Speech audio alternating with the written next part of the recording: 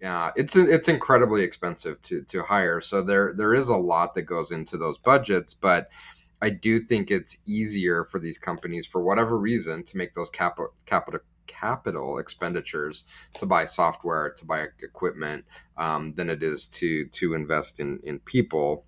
However, it's a short sighted Yeah.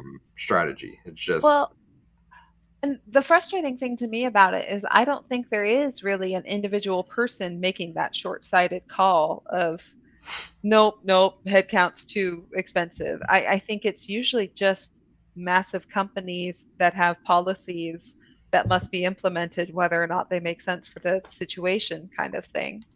I think if you talk to most individuals, they would all agree, yeah, this is a problem, and we understand that we should have more people or whatever, but it's just the way things are.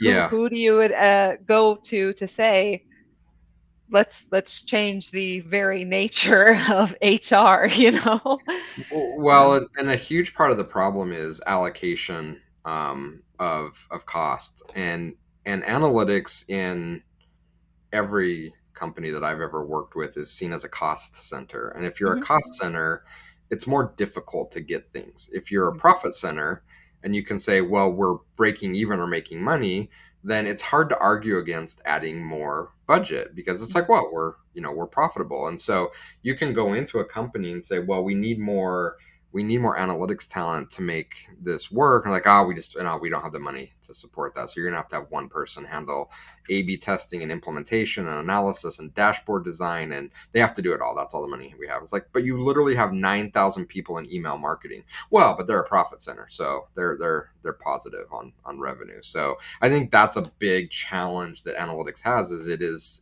seen as a cost center, and cost centers historically have a difficult time justifying spend. Well, and it's a catch-22 because for lack of resources, a lot of companies, analytics is a cost center.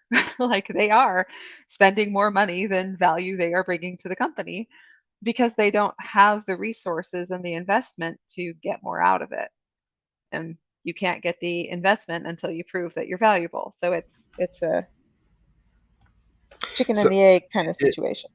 it really is. And how much of that do we put on the analytics role versus the positioning of the organization? It's historically been one of my biggest gripes with the digital analytics community is that it's felt like we've matured in our experience level very slowly.